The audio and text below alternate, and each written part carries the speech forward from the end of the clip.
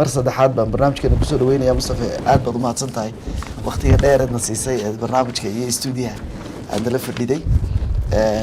marka la ilaa islaamka iyo geeska Afrika dadka muslimiintu dadka geeska Afrika ku nool inta badan 100% muslim baan nahay beeraa muddo dheerna muslimiin baan nahay waana yartay haddana goorta islaamku soo galay iyo sidoo uu soo galay meelo lagaga waramay ama meelaha ay ku qoran tahay aad bay u yaryihiin marka haddii aan su'aashayda soo koobo goormu islaamku soo galay geeska Afrika bismillaahi rahmaani rahiim marka ugu horeysa waxaan salaamayaa daawadayaasha waxaan kaloo salaamayaa Home Cable TV ahlan wasahlan waxaan kaloo salaamayaa gaar ahaan Cabdullaahi Beershe iyo barnaamijkan iyo tiimka kale ee barnaamijka duubaya intaba salaanta kadib طبعا waa mowduuc aad muhiim ah inaad mowduuca isku soo dubarito aad baan kaaga aad baad ugu mahadsan tahay iyadoo kooban diinta islaamku goormay geeska Afrika soo gaadhay iyadoon laga labalaynin oo aan waxba shaki la gelinin diinta islaamku waxay geeska Afrika soo gaadhay intii magaalada Madiina ayna gaadhin magaalada Madiina Makka u Makka nabigu kaleey salaatu salaam intuu joogay ee uusan Madiina tagin ayay soo gaadhay markii ay soo gaadhay diinta islaamku geeska Afrika 6 sano kadib ayay Madiina gaadhay ajiib waxa weeyaan markii nabiga kaleey salaatu salaam la soo diray sanadkii shanaad ee bixithada waxa weeyaan waa 614 meelahaas يعني 614 أما 615 ميلادي مركو أها وسنة شناد بعثة مركز الدين الإسلام كأي سوق قاعد جيس كأفريقيا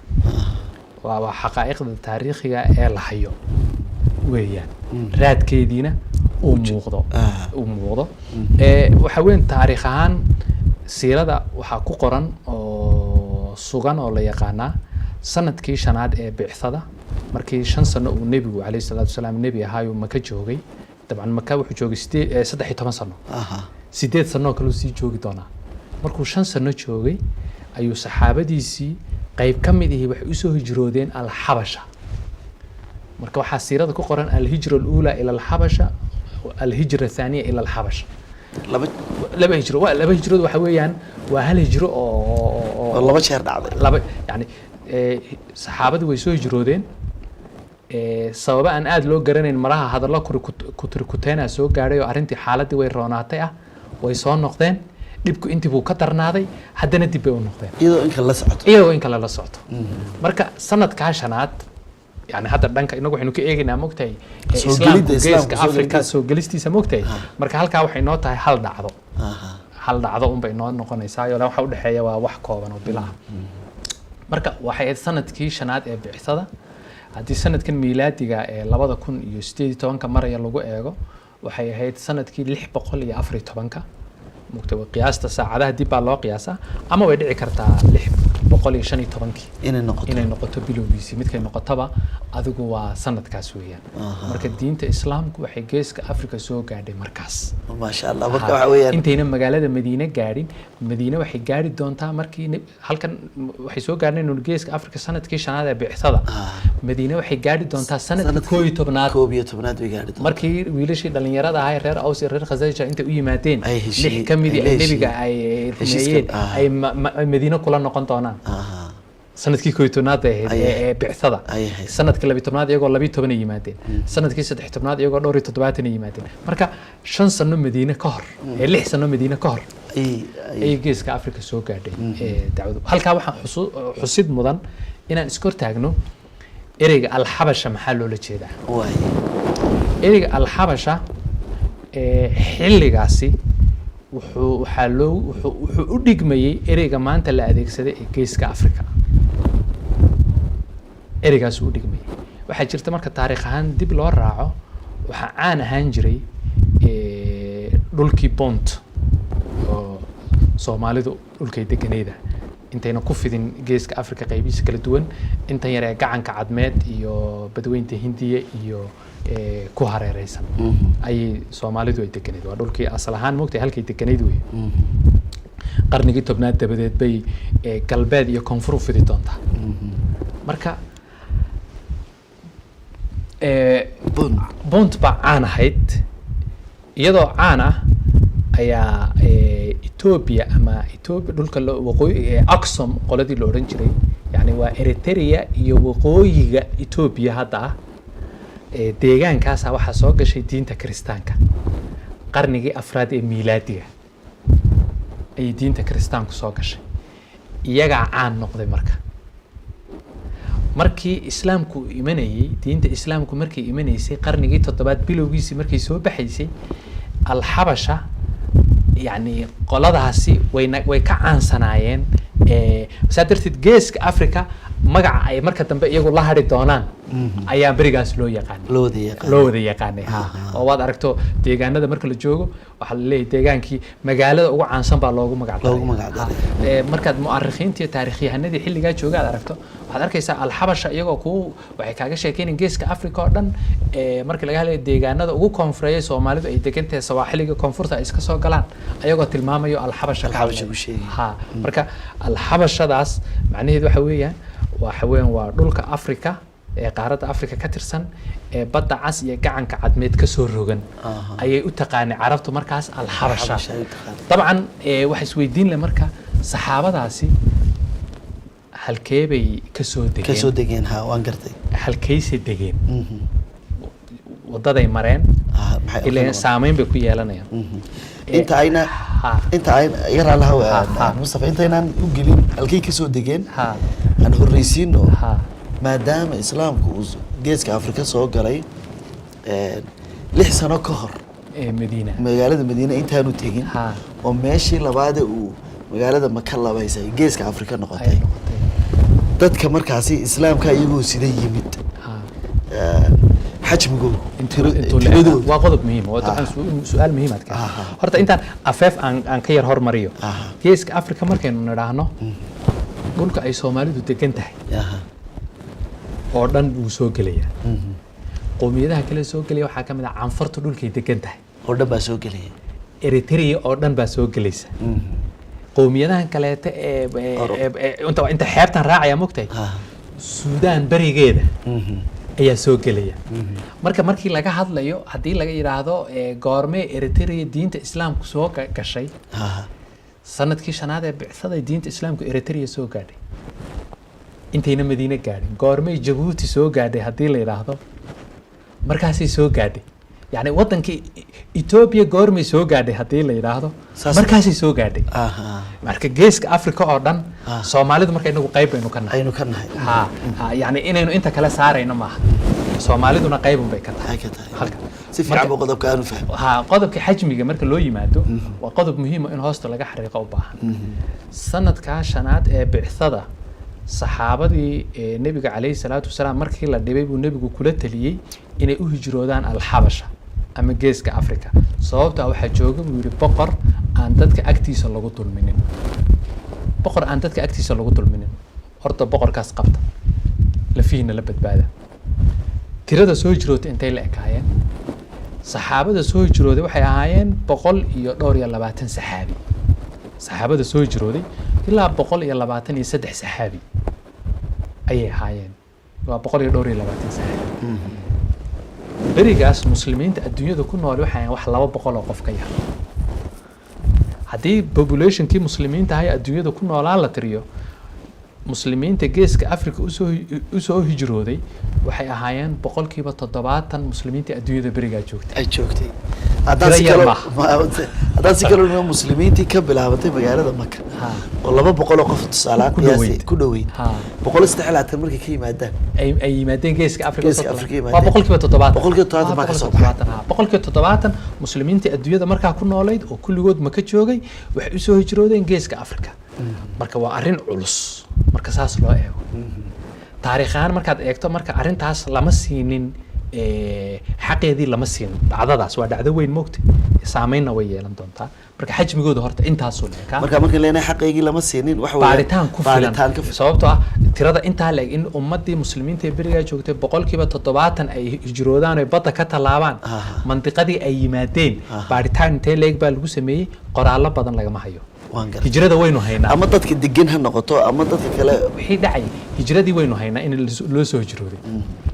waxaa kaloo aynu haynaa hijrooyin mar dambe soo tallaabi doono oo ama dhanka Eritrea soo geli doona ama Djibouti soo geli doona ama Berbera ka soo geli doona ama Muqdisho ka soo geli doona sanado kadib yani muddo kadib waxaynu haynaa intaasoo qarni dabadeed inay boqortooyooyinka imaaraad ay dhismeen ama saltanaad lagu magacaabay ad-Diraasa al-Islaami intii u dhaxaysay maxaa dhacayay taariikh qoran oo fiican lagama hayo ad-Diraasa al-Islaami haddana faahfaahin badan lagama hayo ilaa haddana dagaalkii Axmed Gurey u dhacayo oo Futuuxul Xabasha qoraalka faahfaahsan laga hayo dhinacyadii kale nolosha haddana Futuuxul Xabasha dhibaatadii ku dhacday geeska Afrika ilaa isticmaar ka soo galay isbedeladii dhacay taariikho way jiraan laakiin iyagana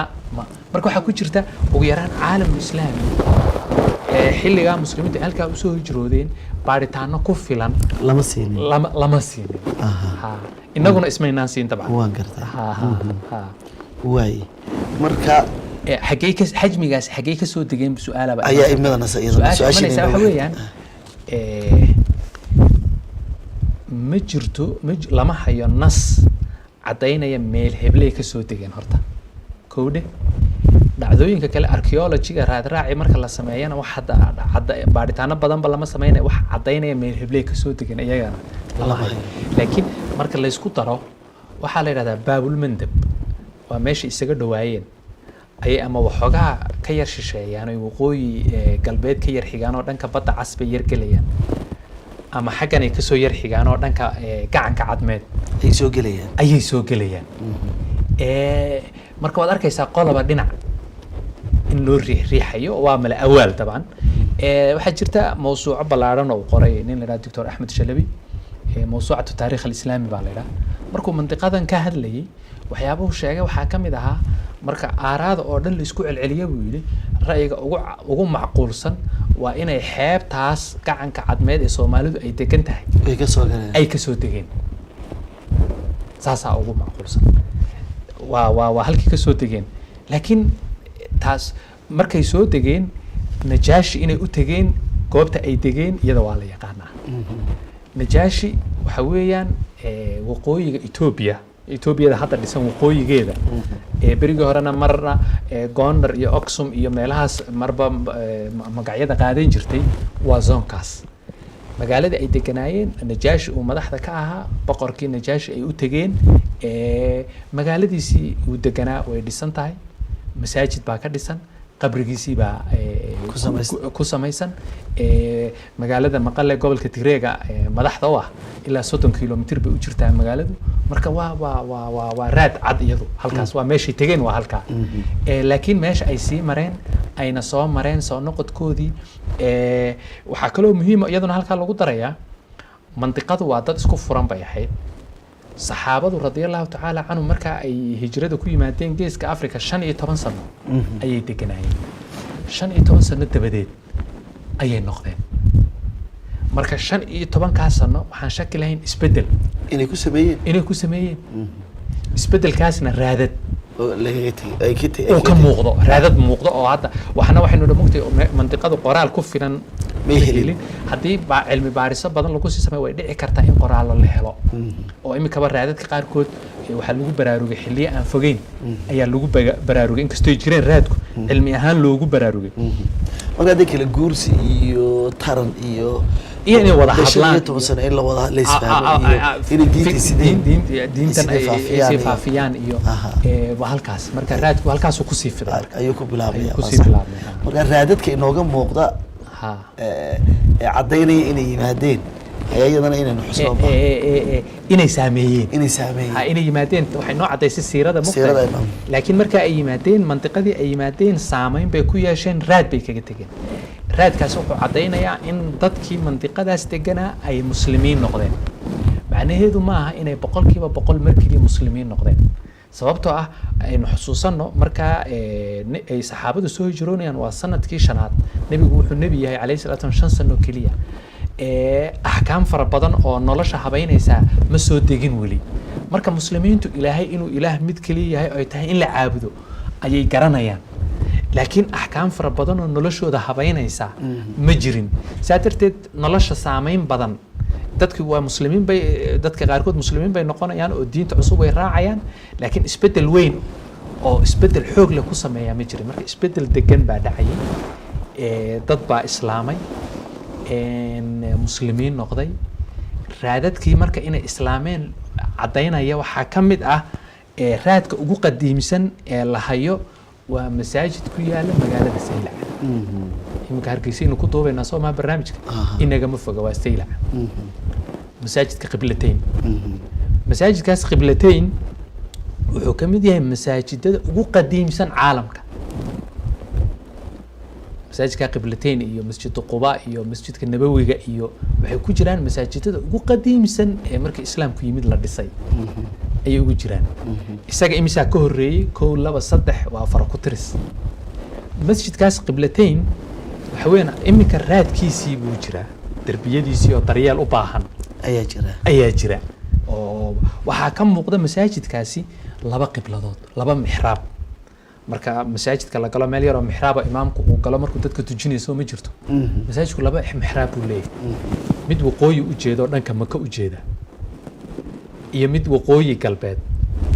u jeeda oo Baytul Maqdis iyo Qudus xaggeeda u jeeda. aynu u noqono qiblada muslimiintu markii nabiga calayhi salaatu wasalaam salaada la faral yeelay, qiblada muslimiinta hore xaggee bay ahayd? qibladii ugu horeysay muslimiintu ay u jeedsan jireen markay salaada tukanayaan Qudus bay ahayd ama Baytul Maqdis, xaramka ma ahayn. markii nabigu uu soo hijrooday uu Madiina yimid sanadkii labaad ayaa la bedelay oo loo bedelay in xagga Kacbada loo jeesto. iyagoo markaa nabigu salaad ku jira la bedelay markaas salaadii marka waa xadiis badan oo faahfaahinaysa ayaa ku jira. marka waxaynu haynaa muslimiintu salaada markay tukanayaan Baytul Maqdis bay u jeedsan jireen. sanadkii labaad ee hijrada iyo wixii ka dambeeyayna Kacbada oo xaramka Maka ah, Maka al-Mukarrama ayay u jeedsan jireen. marka waxayna tusaysaa masaajidkan waxaa la dhisay intii qiblada Baytul Maqdis loo jeedsan jiray. markaas waxaa loo sameeyay mixraabka u jeeda Baytul Maqdis oo ku beegan koonfur galbeed. markii qibladan la bedelay oo dhankan loo jeediyay Makana waxaa loo sameeyay mixraabkan labaad ee waqooyi toos ugu jeeda ee u jeeda xagga iyo Maka. marka masaajidka Qiblataynka goormaa la dhisay? waxaa la dhisay intii qiblada aan sanadkii labaad ee hijrada ka hor, markii saxaabadu ay soo hijroodeen oo sanadkii 5aad ee bictada ahaa iyo sanadkii 1aad ee hijrada intaan qiblada la bedelin ka hor intii u dhaxaysay ayaa la dhisay. macnaheedu haddaynu miilaadi ka dhigno waa 614 ama 15 615 markii saxaabadu soo hijroodeen ilaa 623 intii u dhaxaysay ayaa la dhisay masaajidkaas. marka waa masaajidka ugu qadiimsan. raadadka qadiimka ee jira waxaa ka mid ah boqorkii markaa Najaashi ee muslimiintu ay ku soo degeen kaniisadda Nasaaradu ay meesha ka jirtay wuu islaamay dabadeed wuu dhintay. markuu dhintay janaasadii axaadiis waa ku warinayay in nabigu calayhi salaatu wasalaam uu janaasatul ghaib uu ku tukaday. taqriiban isaguna markaa sanadkii 10aad meelahaas ayay ahayd ee hijrada taqriiban ayuu geeriyooday radiyallahu ta'ala anhu. waynu sheegnay meeshiisii masaajidkii meeshiisii qabrigiisina wuu jiraa, waa qabrigiisu meeshu ku yaala. masaajidna uu ku yaala Masjidun Najaashi. isna wuxuu ka mid yahay tiirarka raadadka ugu qadiimsan ee tusinaya islaamku intuu geeska Afrika markuu yimid inuu soo galay intii nabigu uu Maka joogay uusan Madiina iman saamaynta ku sameeyay. ilaa ninkan saxaabiga ah ee Najaashi soo islaami doona waxa weeyaan saxaabada u yimid baynu garanaynaa. raadadka qadiimka ee kaleeta ee laga helay waxa weeyaan dabcan dhanka archaeology-ga marka laga hadlayo qubuur 2 qabri oo laga helay magaalada Muqdisho xilligii Talyaaniga. qabri kamid 2 qabriba waxaa ku aasan 2 qof oo haween oo muslima, magacoodii baa ku qoran, taariikhdii la aasina way ku qoran tahay. waxaa la helay marka taariikhdii meeshii dhagaxii ay ku qorneed ee badbaaday. dhagaxaantu waxay ka mid yihiin waxyaabaha cumriya ayay ka mid yihiin moogtahay dhoobada iyo gaar ahaan. mid ka mid ah waxaa la aasay 22kii Jumaadul Uula sanadku hijrigu markuu ahaa 101. yani waa qarnigii 1aad markuu dhamaaday oo qarnigii 2aad la gelayo. haweenida labaad iyadana waxaa la aasay muxuu ahaaye 5tii bishii Dhulxija sanadku ahaa markuu 138 horaantii qarnigii labaad horaantii qarnigii labaad waxay ina tusayaan marka labadani laba haween ah haween haddaad aragto macnaheedu bulsha meel degan weeye nin muslim oo socdo oo meesha yimid oo keligiis ah wuu ku dhiman kari lahaa laakiin haddaad aragto haween meelay degan yihiin waxa weeyaan waa ummad bulsho samaysantay macnaheedu marka waxa marka la isku xidho masaajidka qiblateena saylac iyo islaamnimadii iyo siiradii aynu haynay ilaa waqooyiga Ethiopia iyo intaasi ilaa xamar waxaynu garan karnaa marka qarnigii koowaad ee hijrigu wuxuu dhamaaday bulsho muslim ah oo geeska Afrika ku nool oo xeebaha ku teedsan inay jireen ha ku kala horeeyaan laakiin inay jireen dabadeed islaamku waxaa yimid oo soo xoojiyay ganacsato iyo dad soo hijrooday oo gaar ahaan arrimihii siyaasadda ee Jasiira al-Carabiya ka soo cararayay oo ka soo degay xeebaha meel ay ka soo degeen Berbera kamid ah meel ay ka soo degeen Muqdisho kamid ah meel ay ka soo degeen Mombasa iyo Lamu xagga bariga Afrika sii gaari kara ayaa ka sii mid noqonaya marka xilliyo kala duwan ganacsigiina wuu jiray oo ka dhaxeeyay kadib si tadriiji oo tartiib ah ayuu islaamku ugu fiday geeska Afrika sida darteed baan u aragnaa qoomiyadaha xeebaha ku teedsan 100% waa muslim Soomaalidu 100% waa muslim canfartu 100% waa muslim Eritreyiintu intooda badan waa muslim intooda kale waxa uu islaami weeyday masiixiyiin bay ahaayeen meelihii masiixiyiintu ay ku jireen diimaha samaawiga ah meelihii ay dadku haysteen markuu islaamku u yimid mudday qaadatay minority yar oo hadhayna wuu jiraa mar walba oo wadamada 100% muslim waa wadamo kooban meelihii wathaniyiinta aan diin samaawi ayna ka jirin islaamka si sahal u qaateen laana ma laha diintoodu muqawamaad weyn ma laakiin masiixiyiintu waa diin samaawi oo soo degtay inxiraaf kasta ha ku dhaco saadarteed waa ila saadarteed u sii joogaan waan gartay aad bad maanta runtii waa taariikh aad u qiimo badan oo waliba maanta in aad loo baaro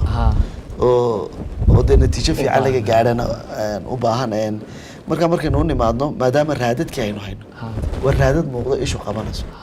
saynu markii hore barnaamijka kaga sheegsan intaanaan bilaabin dee kuwa haddii dhulka la qodi lahaa ama way jiraan oo la heli lahaa baa laga yaabaa in la helo waxyaaba dadku way diiwaan geliyeen oo waa taariikh la qoray waxyaaba waxa jira ah nolosha raadadka lagaga tago archaeology-ga soo saaray waxyaabaha qaarkood dhulka dushiisa ay saaran yihiin waxyaabaha qaarkoodna waxaa aasa ciid iyo roob ayaa aasmaya oo magaalooyinka Saylac iyo Bulxaari hadda inoo waxay kamid magaalooyinka aasmaya ama aasmayba marka la qodo waxa soo bixi lahaa markhaatiyaal kala badan oo qaarkood taariikhku ku qoran tahay xog badan oo maqan laga heli lahaa macluumaad gaab ka jira macluumaadka tirada badan leh meelaha buuxin lahaa oo masaajidkan qiblateynba waxa yani cilmi ahaan waxa faahfaahiyay oo adduunyada gaarsiiyay waxay ahaayeen jaamacad Faransiiska ku taala masaajidka qiblateyn أول وين أجمر مري جرني منين عندنا نجري markaas wuxuu ku muujiyay markii hore ilaan xilliga qubuuraha la helay waa la hayay in xilliga yihiin moogtay waa laga yar durkin jiray dhanka Soomaalida waxa la oran jiray waxay u yar badan yihiin xagga kale ee Eritrea iyo waqooyiga Suudaan laakiin markii masaajidka qiblateyn uu soo baxay waa markhaati cad oo in intii xilligii saxaabada la dhisay intiiba aan cadeynaya way aad baad maadsan tahay Sheekh Mustafa markaynu u nimaadno fiditaanka islaamku u fiday waxaynu oran karnaa Soomaalida ama dadka geeska Afrika sidoo qaabku ugu fiday baynu oran karnaa si nabad horta ugu fiday si tartiib ahna uu ugu fiday waxyaabaha dadku adeegsadaan waxa kamid ah wacdiga in la isku wacdiyo markii meel la isugu yimaado waxa kamid ah dugsiyada Quraanka malcaamadaha ama dugsiyada Quraanka oo deegaanada Soomaalida aad ugu fidsan iyo geeska Afrikaba Soomaalida kaliya ma taban waa waxyaabo ugu fiday bay kamid tahay waxyaabaha kale waxa kamid ah kitaabada la raacdo xirta ama xalaqaadka cilmiga sheekh baa kitaab akhriyay oo laqabeynaya waxa dhageysanaya dad fara badan markaas ay qaadayaan cilmigii xarumaha ka jiray harar oo kale tii ay kamid tahay iyo xarumo kale oo tiro badan oo hata inaan u baahan in sidooda si gaar ah looga sheekeeyo qarniyaal kala dambeeyay waxa kamid ahaa markii meel la isugu yimaado khudbooyinka la akhriyo jimcaha la tukanaya salaada khudbada jimcaha dadka waxa kamid ah ciid baa la isugu imanaya arrimo bulsho oo munaasabado ijtimaaciya la isugu yimid waa laga hadlayaa waxaad maqlaysaa marka dad badan baa soo islaamaya